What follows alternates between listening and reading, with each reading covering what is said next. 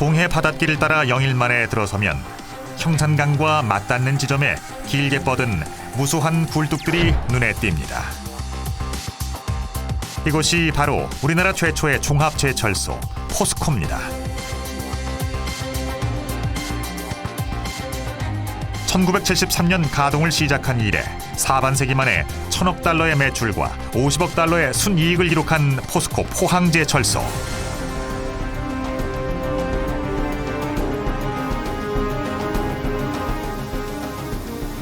일년에 거의 100만 톤씩 생산 능력을 확장하며 제철 보국의 의지를 다져온 지 40년.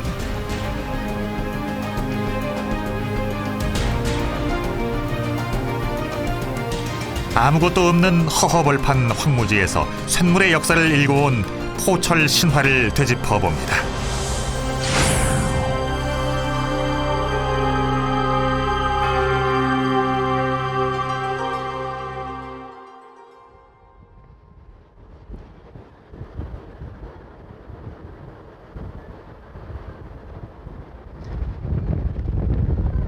(50여 년) 전만 해도 이곳은 온통 모래밭이었습니다. 형산강의 양옆에는 갈대밭과 늪지대가 질비해서 장차 이곳에 제철소가 들어서게 되리라고는 아무도 예상치 못했죠. 사실 용광로라는 것도 말로만 들었지 실제로 구경 한 번 못 해본 사람들이 대부분이었던 시대여서 제철소의 건설은 말 그대로 가당치도 않은 일이었습니다.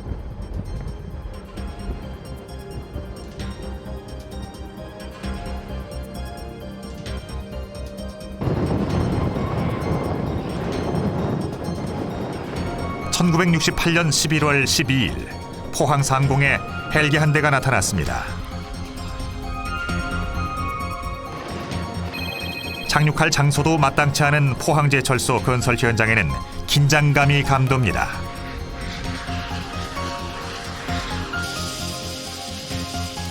황량한 벌판에 임시도로만 나 있는 형편이어서 누군가 방문하리라고는 상상도 못할 때였습니다. 예기치 않게 대통령이 방문했습니다.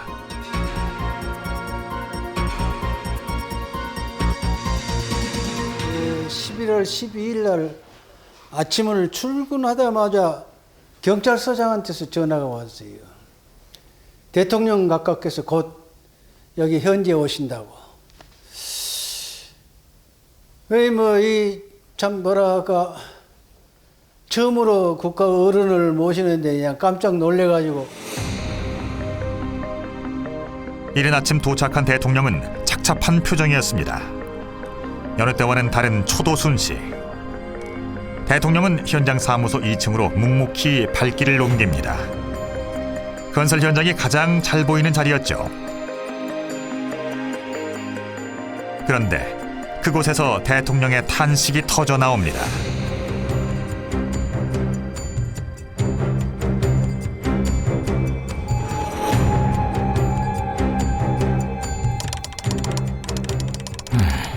이건 남의 집 다 헐어놓고 제철소가 되긴 되는 거야?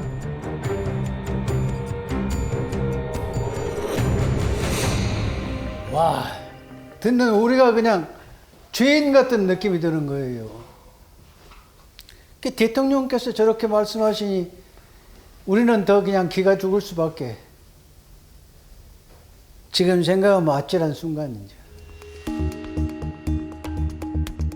대통령의 방문이 있기 1년 전, 당시 포항은 인구 5만의 한적한 어촌이었습니다. 그 당시 사람 없었어. 집도 뭐 없었고 여는 뭐 어디 전부 중철시장 저 시외 터미널 내려서 전부 꿀밭이었어. 꿀밭 뭐 갈대밭이었고. 하수도 막 푹 파져가 있고 이것만 막 지라가 댕길 때만 이렇게 빠져가 있고 그건 없었어. 한국전쟁 당시 격전지이기도 해서 전쟁 고아가 유달리 많은 아픔의 땅이기도 했죠. 그런 포항의 변화가 찾아온 것은 1967년 7월 7일.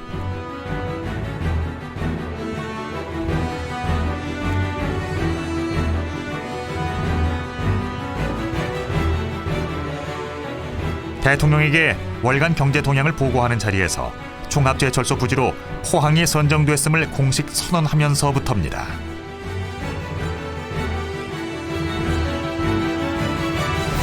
포항에 종합제철이 유치됐다는 확정된 소식을 듣고는 이 지역 주민들은 한없이 즐거워했죠. 포항이 발전이라는 것은 어떤 공업화라든지 어떤 국가 그 큰 업체가 들어옴으로 해서 이 지역 발전을 해올 수 있다는 그 기대감에서 부풀었고, 당시 종합제철소 부지 선정은 전국적인 관심사였습니다.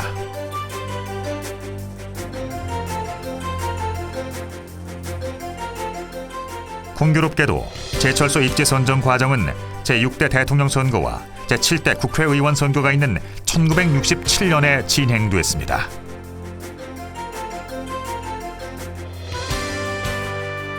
각 정당에선 종합제철소 유치를 선거 공약으로 내걸었고 각 후보지의 주민들은 장밋빛 미래를 꿈꾸기도 했습니다. 일자리 하나가 소중했던 시절, 지역 발전이 기대되는 새로운 공업단지의 유치는 귀가 솔깃해지는 선거 공약이었습니다. 종합제철을 어디에 짓느냐 하는 것에 대해서 각 정치 세력들이 자기 땅에다 가져오라고 그랬습니다. 하나는 이우락 씨는 울산에 하려고 그랬고, 김종필 씨는 비인에 하려고 그랬고, 서정기 씨는 저쪽에 말하면 지금 삼천포에 했지 않습니까? 그러니까 서정기는 박 대통령하고 동교동행이 굉장히 친하고, 김종필 씨 하다시피 혁명의 주체 아닙니까? 이우락 씨는 천하의 나라를 청와대 비서장합니다. 이 세 사람이 말하면 자웅을 가면서 종합제철 돈도 결정 안 됐는데 입지부터 막 싸움이 났어요. 제철소 부지가 선정된 것은 양대 선거가 끝난 그해 6월. 제철소 부지로 포항이 선정되자 유치 공약을 다짐했던 다른 후보지에선 실망감이 엄청났습니다.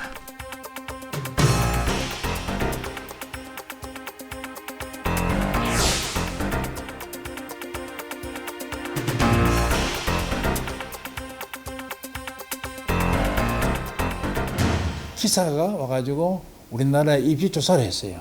조사를 했는데 그게 뭐하니까 종합제철소는 가능해서 임해 바닷가에 있는 공장을 지어야 되는데, 그것은 최소한으로 5만 톤 이상 배가 들어오기 위해서는 5m, 10m 수심이 있고 배우지가 있고 말하면 이런 게 조도해가지고 그때 말하면 포항을 이야기를 했어요. 이 지역 발전은 물론 우리 경제 발전에도 주민 소득에 상당히 기여한다는 것을 우리가 굉장히 하고 그걸 굉장히 환대했습니다. 그래서 프랑카드를 붙이고, 한적한 바닷가 마을에 국내 최초의 종합제철소가 들어선다는 것은 포항의 새로운 시대를 의미했습니다.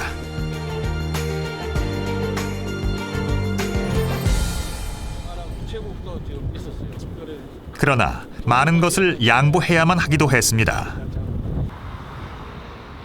제철소가 들어설 자리에 살던 많은 주민들은 조상 대대로 살아온 터전을 떠나야만 했습니다. 차대 나는데 차 있는데 저기에 가수원이. 예예. 그러면 속내 가수원이고 내 집은 이제 요 연기 나는 이 뒤편에 저 하얀 구름대가 있잖아요. 그러면 구름 밑에 거기 가수원이 한 3,000평짜리 가수원이 있었어요. 그 옆에는 천주교 성모자유원. 조상을 모신 묘지 이장도 보통 일이 아니었습니다.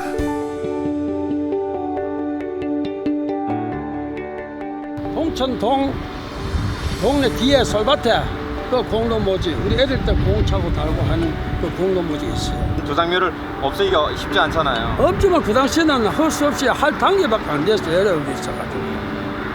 그때는 다 어렵잖아요, 생활이 어려워가 전부 다 뭐 한 80%가 파장했다고 보면 됩니다. 정든 고향 마을과의 작별. 그러나 지금은 잘한 일이란 생각이 더 큽니다. 하나의 긍지를 갖고 우리가 철거함으로써 국가가 발전했고 우리 포항시가 발전했다는 하나의 긍지를 갖고 있습니다. 토지 수용 대상 가운데는 수녀원도 있었습니다. 당시 수많은 전쟁 고아들의 안식처이기도 했죠. 18만 평 안에 저희들 집이 35채였습니다. 가족 수는 어떻게 됐습니까? 그때? 가족 수는 800명. 제가 고아원에 애들 집에서 책임자로 있었거든요. 그래서 이제 먹을 게 없으니까 맨날 밭에 가 땅 찢어가지고 근데 그때 채소밭에 가서 이제 땅을 뻗어놓고 울었어요. 울고 너무 섭섭해서. 근데 그 소리가 뒤에 시민님 귀에 들어가서 시민사제관에 오래해서 갔더니 뭐 달라고 오노 하느님께서 우리 근데 더 좋은 걸 주기 위해서 이렇게 하는 건데 뭐 달라고 오노 이러시더라고요. 아이들에게는 더할 나위 없는 보금자리였습니다. 그러나 장래를 내다보면 아이들에게 도움이 되리란 생각에 수녀원은 이주를 결심합니다. 지금 요거는 철수하는데요, 다 수녀들이 올라가고. 지붕 뜯는 거예요? 예, 지붕 그 기와장 다 내리고 이거 떴고 이래. 기와장은 물론 벽돌까지 옮겼습니다.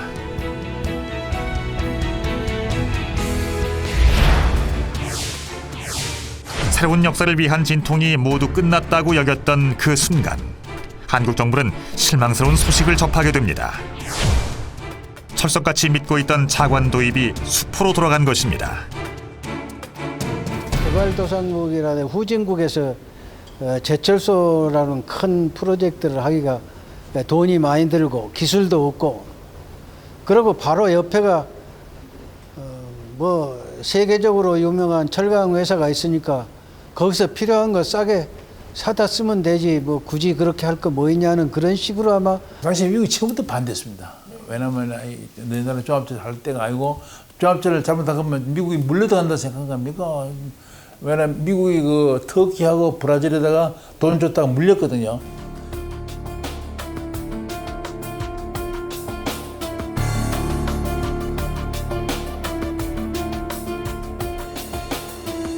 당시 대통령의 심정은 어땠을까요? 종합제철소의 건설은 사실 당시 정부의 오랜 수건 사업이었습니다. 기존의 제철소라고 해봐야 고철을 녹이는 정도의 수준이었고, 빈약했던 한국 경제를 일으켜 세우기 위해선 철강 제품의 자급을 통한 연관 산업의 발전이 절실했습니다.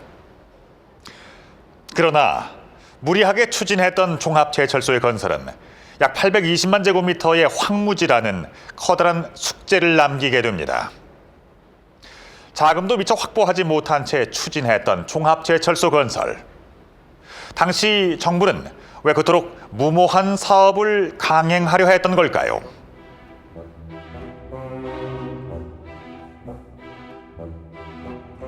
프랑스 파리의 상징 에펠탑. 1889년 국제박람회 때 세워진 에펠탑은 프랑스가 자국의 철강 산업을 자랑하기 위해 만든 일종의 과시용 건축물이었습니다. 당시 유럽의 철강 산업은 제2차 산업혁명의 산물이었습니다.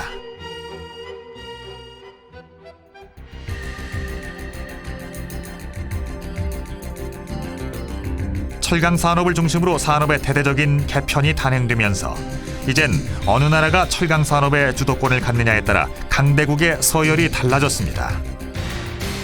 철 생산에 따라서 그 여러 가지 그 중공업이 발전할 수 있기 때문에, 뭐 특히 국제 경쟁력을 갖출 수 있기 때문에 어느 나라나 그 철강업을 한번 해보겠다고 시도한다고 볼 수 있습니다. 그런 측면에서 중요 선진국, 예를 들어서 뭐 유럽 국가들, 미국, 그다음에 일본, 뭐 많은 선진국이 2차 대전 전부터 철강업을 주산업으로 성장을 해왔습니다.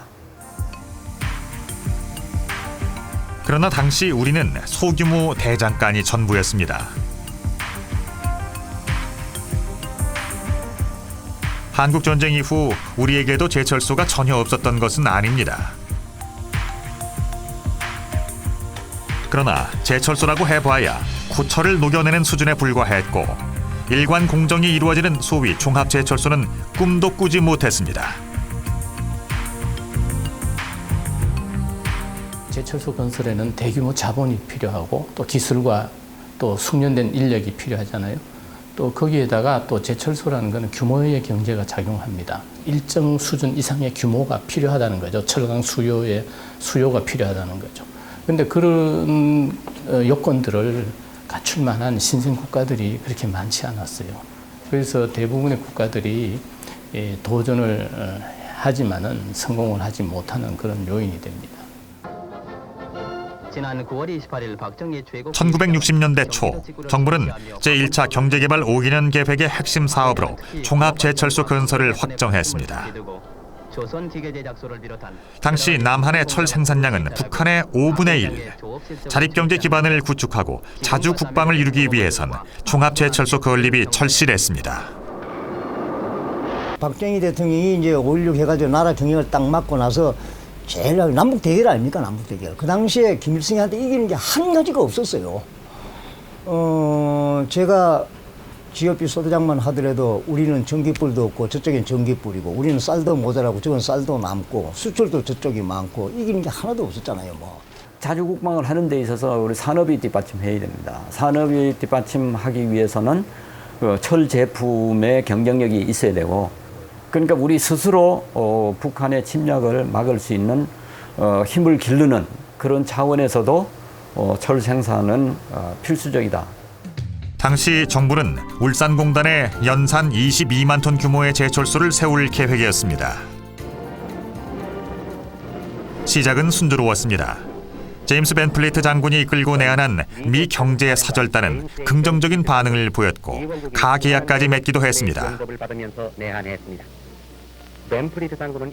그러나 더 이상의 진척이 없었습니다. 조사 결과 경제적 타당성이 없다는 이야기였습니다. 다른 거는 모르지만은 종합제철은 좀 어렵다 하는 그런 이야기가. 왜 그러니까 내 나라 수요가 30만 톤, 40만 톤이 안 되니까 말하면 그걸 위해서 종합제철 지을 필요가 없다 그런 이야기예요. 옆에 일본이라는 나라가 있기 때문에 한국에서 맺는다 치더라도 경쟁력이 없을 겁니다. 그러니까 사다 쓰는 게 낫지. 그리고 돈 있으면 다른 걸로 하는 게 낫지. 이런 식이었던 거거든요. 제철소 건설에 희망이 보인 것은 1965년 박 대통령이 존슨 대통령의 초청으로 미국을 방문할 때였습니다. 베트남 추가 파병을 주로 논의하기 위한 미국 방문이었지만 박정희 대통령의 관심은 그것만이 아니었습니다.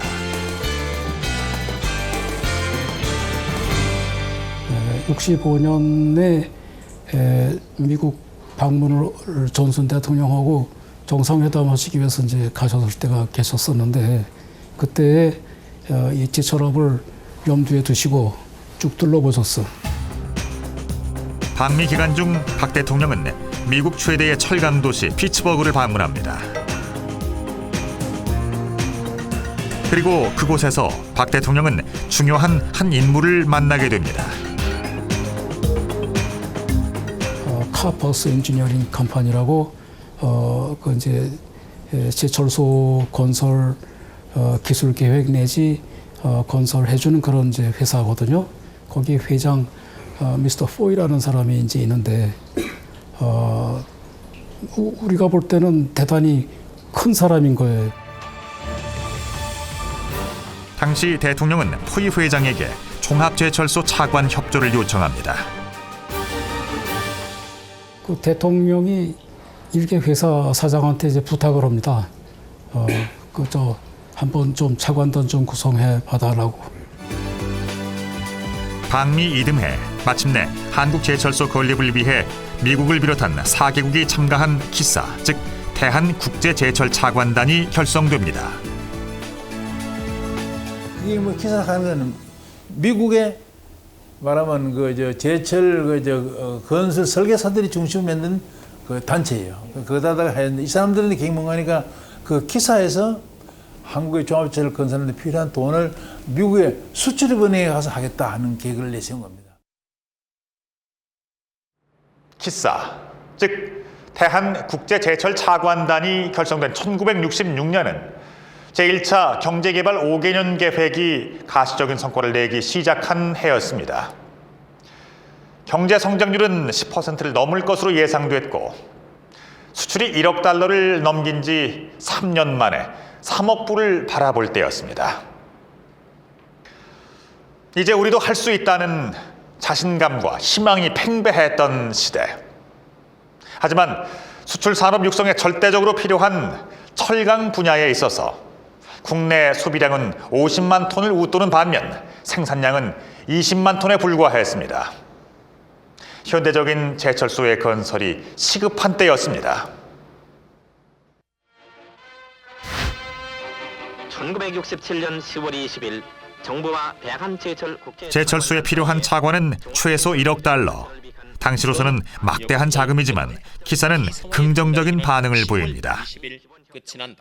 한국하고 연결해가지고 한국에 투자하고 한국에 기술 제공하고 그래서 로열티 받고 여러 가지 해가지고 한국 경제 개발이 계획대로 제대로 되면은 수지가 맞겠다. 그래서 외국인들이 관심을 가지고 우리나라에 투자하고 기술 제공하고 경제 협력하려고 그 사람들이 우리나라에 들어온 거죠. 키사와의 계약 종료일은 1972년 9월. 공사 완료 시기까지는 5년 정도가 남았지만 연산 100만 톤 규모의 종합제철소를 짓기에 충분한 시간은 아니었습니다. 공장이 외자만 있어서 되는 건 아니잖아요. 여기 땅을 확보를 하고 땅을 이제 정지를 하고 뭐 여러 가지 할 일이 많잖아요. 이 용수도 돼야 되고 항만도 만들어야 되고 철로도 뭐 이제 그런 일 등에 이제 마음이 바빠지는 거야. 박정희 대통령은 종합제철소를 이끌어갈 적임자로 대한중석의 박태준 사장을 떠올립니다. 영국 출장 중이었던 박태준을 불러들인 박정희 대통령은 그에게 제철소 건설이라는 중책을 부여합니다. 빈곤 타파와 경제 부흥을 위해 일관 제철소 건설이 필수적이야. 나는 임자를 잘 알아.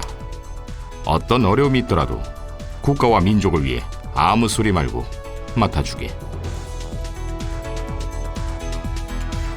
그리고 이듬해인 1968년 4월 포항 종합제철 주식회사가 상법상 민간 기업의 형태로 창립됩니다. 34명의 창설 요원들은 제조, 판매, 회계 등의 뛰어난 기량을 가진 이들이었으나 제철소에 대한 지식은 거의 없다시피 했습니다. 사실 그 창립 요원이라 해도 제철소 설비를 자기 눈으로 실제로 본 사람은 박태준 사장님은 일본 가셔가지고 보셨을 때 그 외에는 용광로를 제대로 본 사람이 아무도 없었어요. 창설요원 선심 30몇 명 중에서 서울 공대 나오고 한 사람들이 있었습니다. 용광로 구경도 못한 사람들이에요. 용광로를 구경도 못하신 분들이 종합제철을 해냈어요. 박태준에 대한 박정희 대통령의 믿음은 오래전부터 시작됐습니다. 육군사관학교 교관이었던 박정희에게 제자 박태준은 매사에 절도 있고 패기 있는 후배였습니다. 박태준에게 대표적인 국영기업 대한중석을 맡긴 것도 박태준이라면 대한중석의 문제점을 해결하리라 믿었기 때문입니다. 그리고 박태준은 만성적자에 시달리던 대한중석을 불과 1년 만에 흑자로 돌려놓습니다. 군대에 있을 때에 박태준 회장이 박정희 대통령의 참모를 했을 때에 예를 들면 사단장 밑에서 여러 가지 뭐 예를 들어서 뭐 작전 참모나 혹은 무슨 뭐 군수 참모나 이런 거를 할 때에 상당히 신뢰가 깊었다고 봅니다. 그리고 뭐를 일을 시키면은 정확하게 하는데. 포항제철 주식회사가 설립된 68년 봄부터 본격적인 부지 공사에 들어갑니다. 육지를 파서 인공 항만을 만들고 거기에서 나오는 흙으로 습지를 메우는 공사가 동시에 진행됐습니다. 면적이 워낙 넓어서 비행장을 건설하느냐는 우스갯소리도 있었지만 최초의 일관 제철소를 만든다는 희망으로 가득 찬 시기였습니다.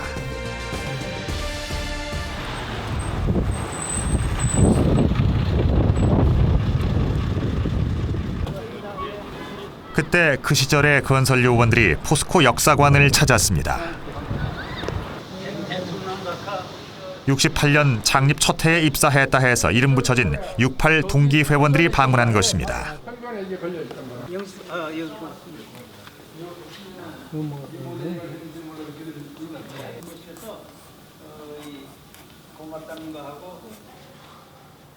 지금도 생생하기만 한 젊은 날들이 어느덧 역사가 되어버린 공간입니다. 완전히 가르쳐봤어. 갈대반 옆에 부연사가 요 정도 있을 텐데. 부연사 여기. 아주 한가한 촌이었어요, 얘가. 송림이 이렇게 막 우거져 있고, 그다음에 뭐 조금 나가면 모래사장 있고, 뭐 종달도 울고, 그런 한가한 농촌이었죠.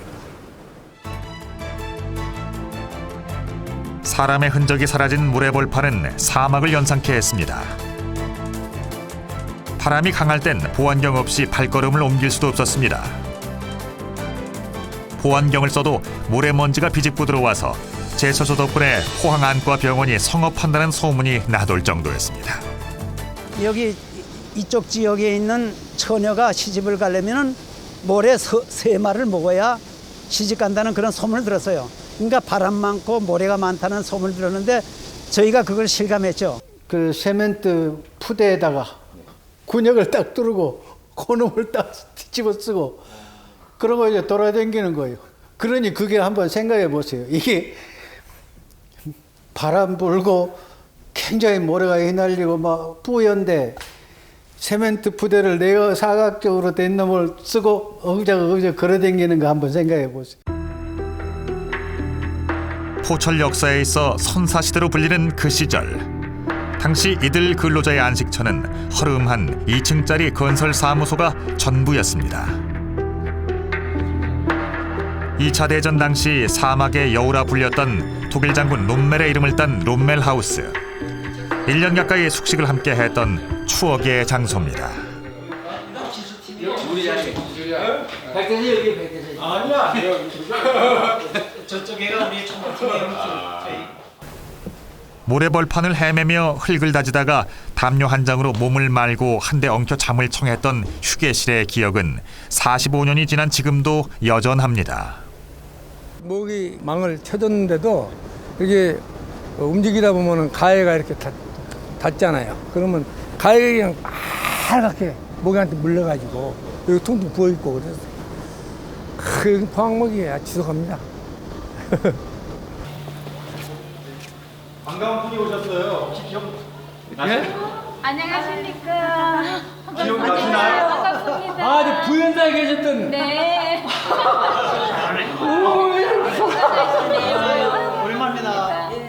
이제 할머니가 되셨겠네. 네, 할머니예요. 45년 35년 됐죠. 그러니까 몇 살이냐 그때? 지금은 그때요, 25. 25? 몇째 딸이에요? 45년 전 젊은 처녀들이 어느덧 환갑을 넘긴 나이가 됐습니다. 그렇구나. 언니 심부름 다니고 이랬는데. 그래서 맞아라. 많이 알겠다. 내가 필름을 이렇게 정리하다 보니까 내가 올 때 내가 여기 있는 사람 다 나왔는데 나만 없어. 사진사니까. 아침과 점심은 라면과 식빵으로 때워야 했던 그때. 저녁에 밥과 김치를 배불리 먹을 수 있게 해준 고마운 분들입니다. 절의 음식처럼 처음에는 그렇게 나물류, 채소로만 되어 있는 거였어요. 그래서 내가 이 얘기를 했어요. 우리 저 풀만 먹고 살 수 없으니 고기 좀 달라. 그래서 나온 것이 고래고기였습니다. 우리 고래고기를 많이 먹었어요. 그래도 힘냈어요. 도전하면 결실을 얻으리라는 믿음. 그 믿음 하나로 힘든 하루하루를 이겨나갔습니다.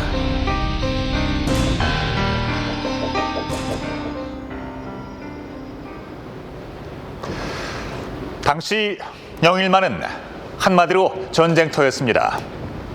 비좁은 건설사무소에서 숙식을 해결했고 모래바람이라도 불어올라치면 배관이나 준설 파이프 안에 기어 들어가서 밥을 먹었습니다. 또 풍랑이 일 때는 변변한 방파제가 하나 없어서 황급히 대피하는 일이 다반사였습니다. 오직 대한민국 최초의 종합제철소를 건설한다는 자부심 하나로 기초공사를 다지고 있던 어느 날 청천벽력 같은 소식이 들려옵니다. 바로 키사의 차관 계획이 무산됐다는 소식이었습니다. 미국 수출입은행의 의뢰로 한국 정부의 차관 요청을 심사한 세계은행이 한국종합제철소의 경제적 타당성에 대해 의문을 제기합니다. 건설 자금의 대부분을 차지하는 차관 도입이 불투명해졌습니다. 공장이 안 되면 이거 어떻게 하나 말이야. 바람과 모래와 모기와 싸운 거 이것은 자연과의 얘기니까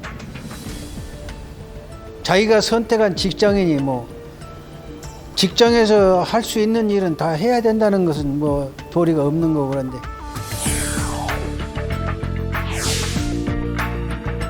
차관 도입이 어려워지자 반대 여론이 고개를 들었습니다.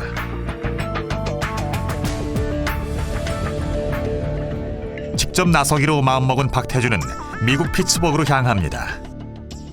키사 대표들을 만나 차관 협조를 절실히 요청했지만 이미 상황은 끝난 뒤였습니다. 미국이 한국의 종합제철소 건설에 부정적이었던 이유는 무엇일까요? 당시 미국 국제개발처가 작성한 보고서에 그 궁금증을 해결할 구절이 있습니다.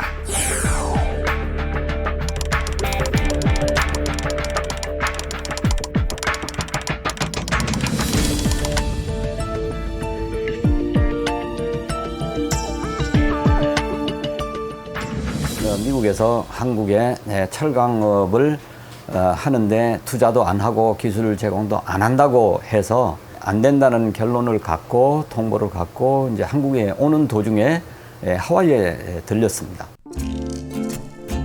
하와이에 들린 박태주는 하와이 거주 일본인들을 보고 한 가지 생각이 떠올랐습니다.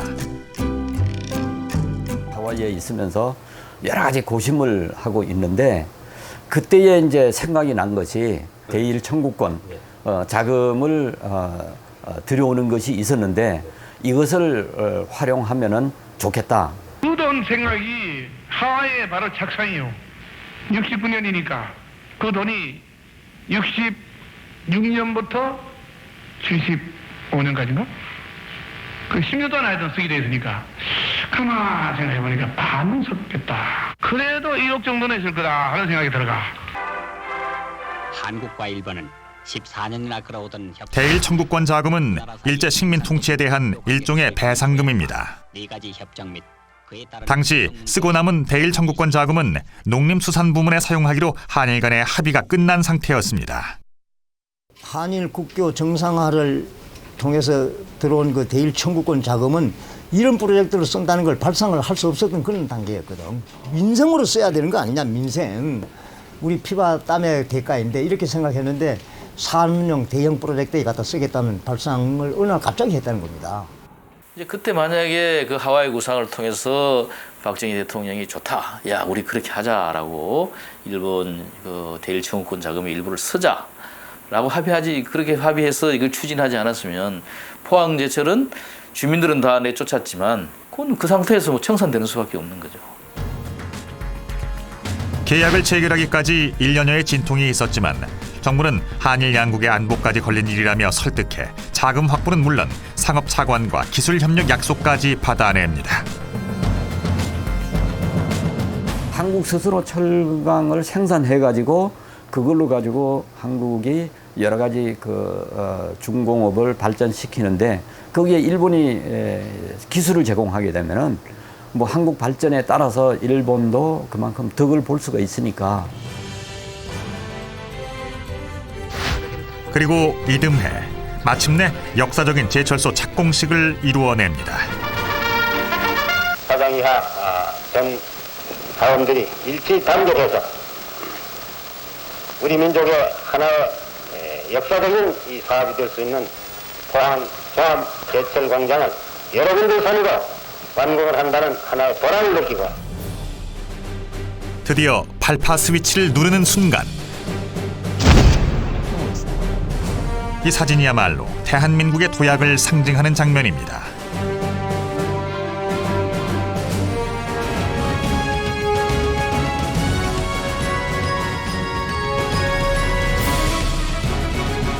가슴을 졸이던 차관 문제가 해결되자 건설 현장의 분위기도 급격히 달라졌습니다. 이제까지 부지 공사에서 벗어나 본격적인 제철소 공사가 시작됐습니다.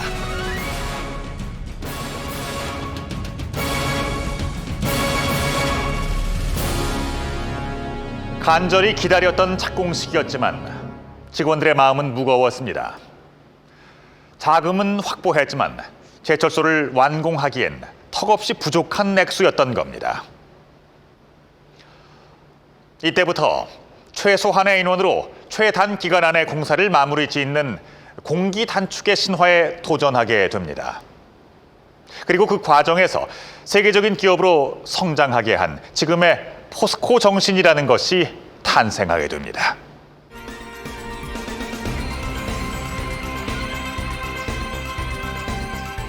네, 이 사이로는요, 포스코가 내세울 만한 친환경 설비입니다. 운동장을 비교하면요, 900개를 합해놓은 넓이라고 보시면 되겠습니다.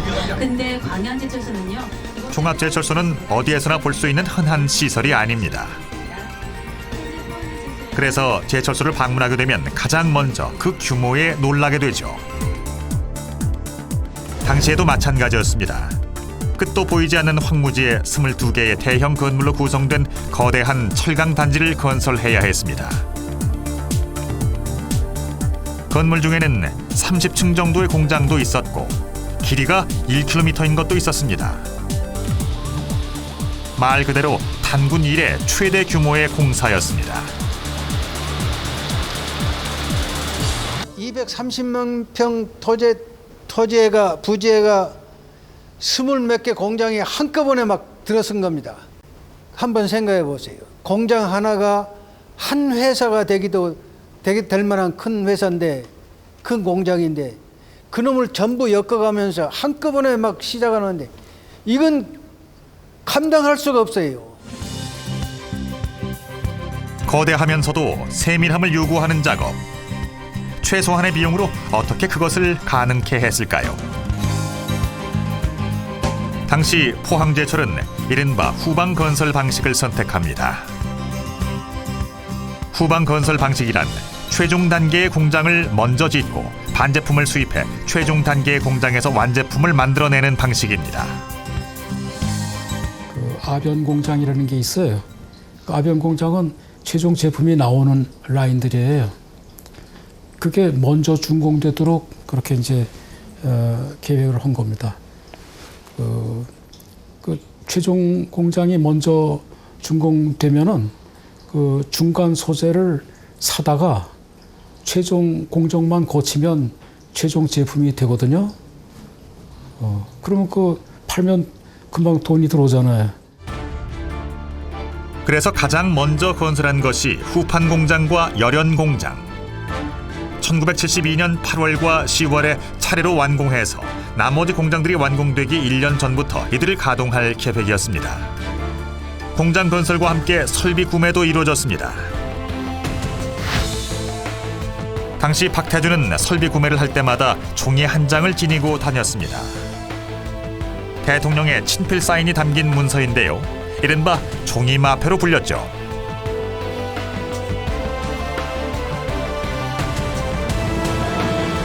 포스코 설비를 구매하는 데 있어서 그 포스코가 수의 계약할 수 있도록 해주십시오.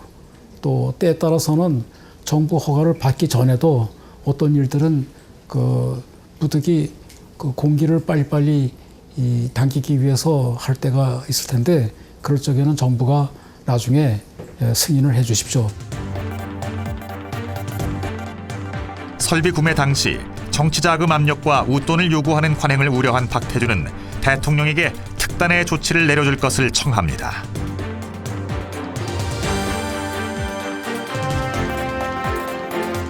어디서 돈 달라고 하면은 그 돈 안 주고 버틸 수 있는 힘을 실어 주십시오.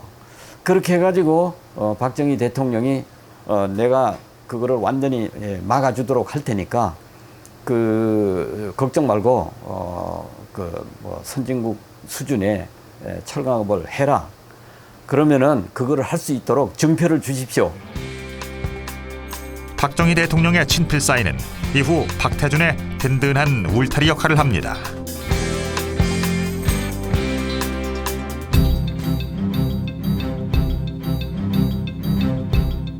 당시 공기 단축은 무엇보다 중요한 문제였습니다. 건설 자금이 워낙 부족했기 때문입니다. 그런데 콘크리트 공사를 시작한 지 3개월 만에 차질이 빚어지기 시작했습니다. 박태준은 비상사태를 선언합니다. 9월까지 하루 700세제곱미터의 콘크리트를 타설하라는 지시. 평소의 2배가 넘는 양이었습니다. 대개는 300입방미터 정도 치면 많이 치는 건데 이걸 저 하루에 700평방 입방미터를 꼭 쳐야 된다고 그래가지고선 그냥 24시간 전 인원이 가동이 되고 저녁 때 되면 아주 파김치가 되는 거죠. 물론 나 같은 사람이 파김치가 되니 현장에서 일한 사람들이야 이루 말할 수가 없죠. 얼마나 고단하겠어요. 24시간 타설 공사가 시작됐습니다. 인근의 레미콘은 모두 동원됐고 건설 현장은 전장을 방불케 했습니다.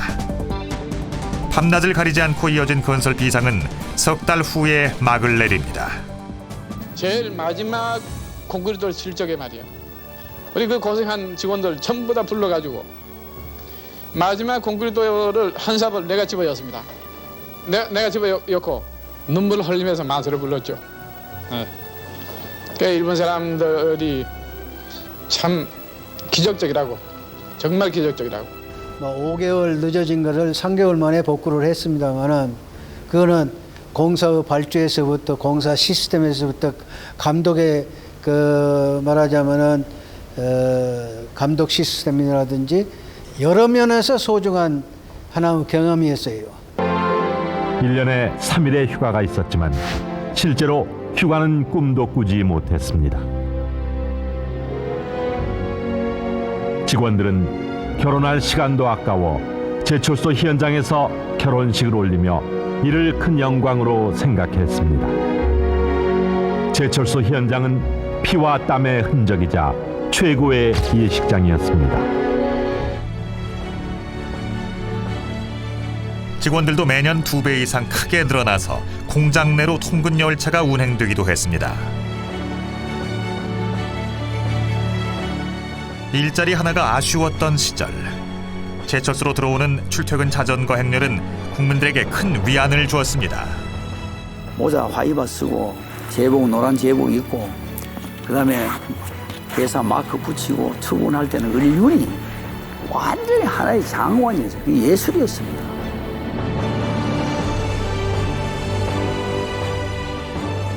제법 공장다운 건물이 하나 둘 자리 잡으면서 건설 현장은 활기를 더해갔지만 한 가지 해결되지 않는 문제가 있었습니다. 바로 원료였습니다. 신생 포항제철은 103만 톤이라는 소규모로 시작하는 데다가 과연 이 제철소가 될 것인가에 대한 장래에 대한 불안정성, 이 두 가지가 있었기 때문에 정말 원료 공급사들은 굉장한 정보를 확보할 수밖에 없었고 그 정보에 의존해서 이 가격이나 공급 계약을 체결하게 돼 있었습니다. 당시 포항제철은 진퇴양난에 놓여 있었습니다. 한번 정상 가동에 들어간 제철소는 제때에 원료를 공급받지 못하면 제철소를 유지하는 것 자체가 불가능했기 때문입니다. 하지만 당시에 포항제철과 같은 신생기업이 막대한 물량을 확보한다는 것은 쉬운 일이 아니었습니다. 세계 어디를 가나 문전박대를 당하곤 했는데요. 이때의 애절한 마음이 한 장의 사진 속에 담겨 있습니다. 여러 차례 원료 구매를 거절당하자 박태준은 원료 공급업체들에게 믿음을 줄 사진 한 장을 준비합니다.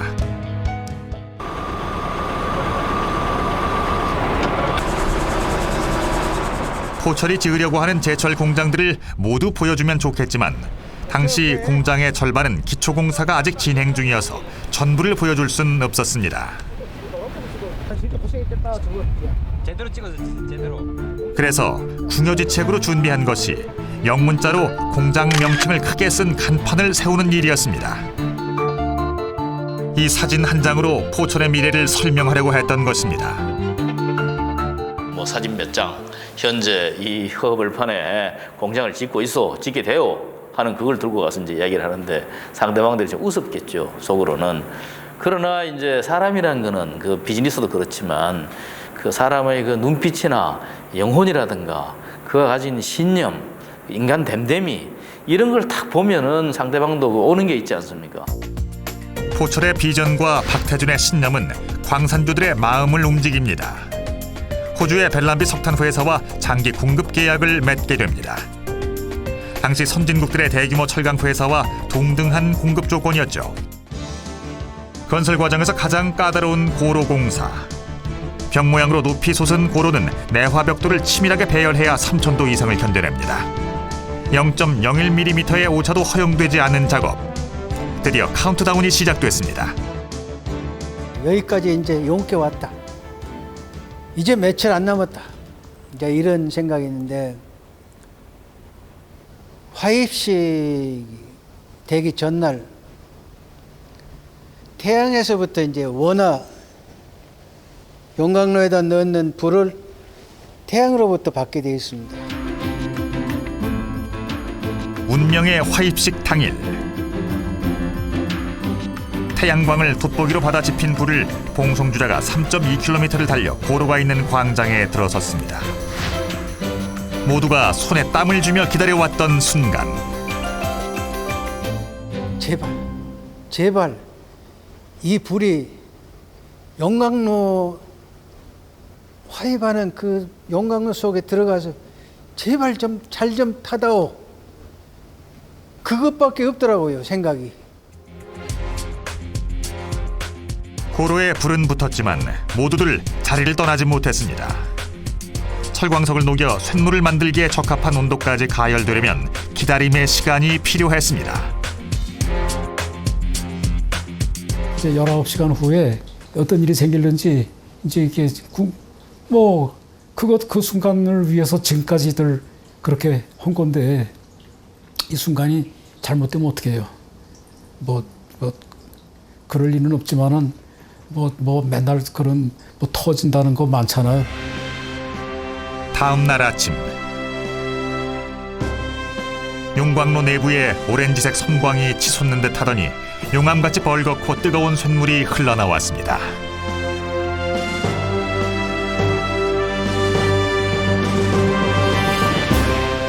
평생 잊지 못할 순간.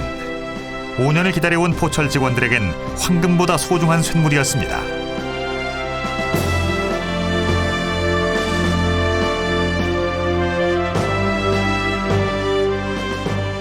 굉장히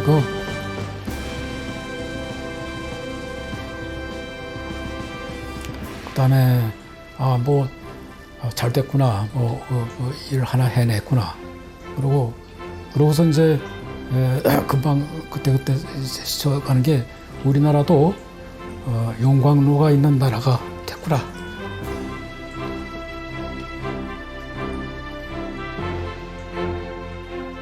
국가의 한 큰 경사였다고 나는 생각을 합니다. 그게 만약 그때 거기 성공을 못했다면 물론 또 계속 또 했을 겁니다만은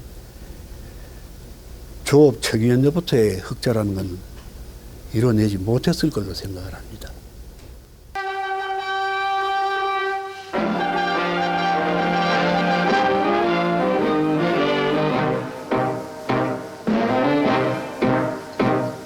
이날 종합준공식에서 박정희 대통령은 공장 건설에 공임하는 국내외 인사 15명에게 산업훈장과 산업포장을 주었습니다. 박 대통령은 지사를 통해 경부 고속도로 비용의 3배인 1,200억 원이 든 이 공장은 연간 103만 톤의 조강 생산 능력을 가지고 단일 사업체로서는 우리나라에서 가장 큰 공장이지만은 1,000만 톤 규모의 선진국에 비교한다면은 이것은 바로 우리의 출발이라고 말했습니다. 무에서 유를 창조한 겁니다. 사실은 무에서 유를 창조한 겁니다. 그래서 기적이라는 말로밖에 설명이 안 돼. 이 포스코의 종합 제철이 됨으로써 나머지 전후방 연관 산업이 발전한 건 말도 못하는 겁니다. 오늘날 우리가 누리는 이 풍요의 바탕에 쌀로부터 종합 제철로부터 시작이 됐어요.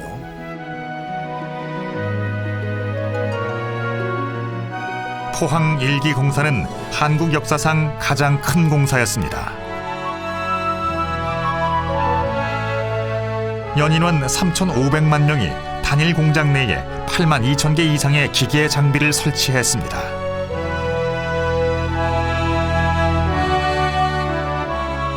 또한 기록적인 공기 단축으로 총 공사비의 3%에 해당하는 500만 달러의 건설비를 절약했고, 그 결과는 철강 후발국 대한민국의 국제 경쟁력 확보로 이어졌습니다.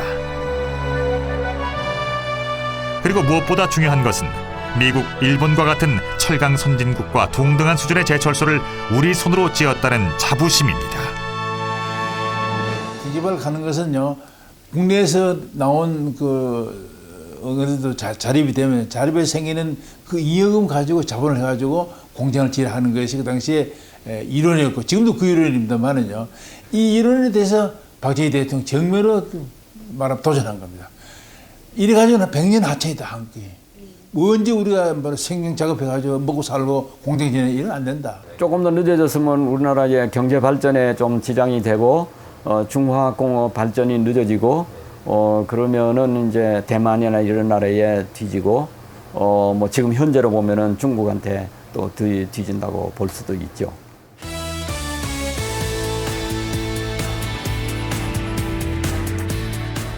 포철의 도전은 여기에서 끝나지 않았습니다. 21세기를 지향하는 꿈의 제철소. 포스코는 포항 제철소에 이어서 광양만의 거대한 제철소를 건설하기 시작합니다. 바다를 육지로 바꿔 광양만 지도를 바꾸는 대역사였습니다.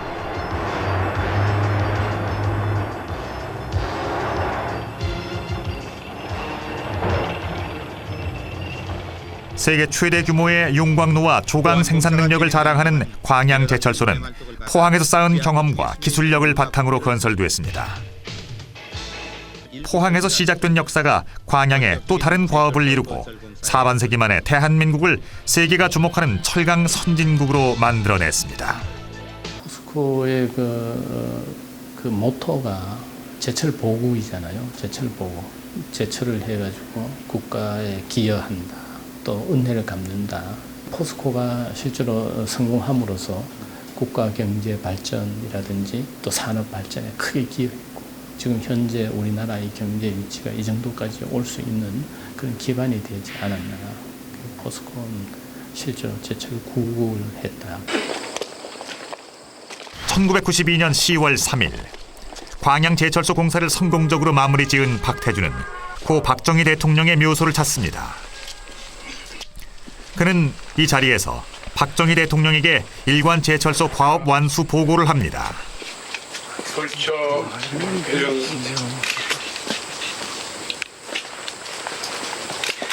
각각의 명령을 받은 지 25년 만에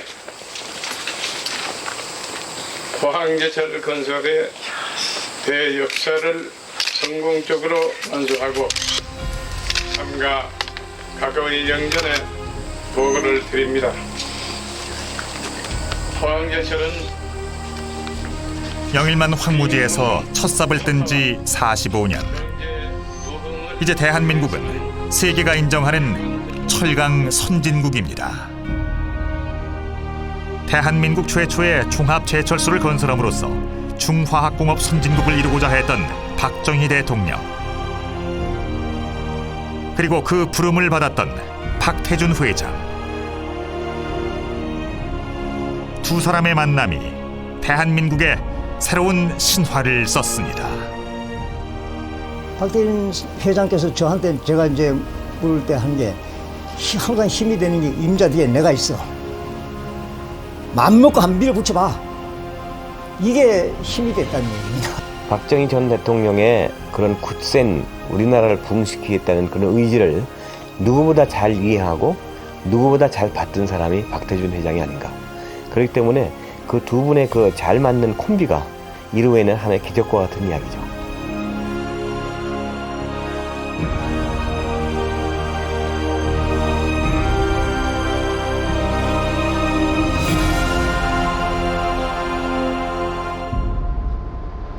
대한민국 철강 역사를 함께 써내려간 이들의 이름입니다. 이들은 기술도 자본도 경험도 없는 불모지에서 선진국들의 냉대를 이겨내고 불가능을 가능케 한 기적의 역사를 만들었습니다. 이들 한 사람 한 사람의 희생과 노력으로 영일만 황무지에서 일궈낸 쇳물. 그 쇳물이 대한민국을 세계적인 철강 선진국으로 태어나게 했습니다.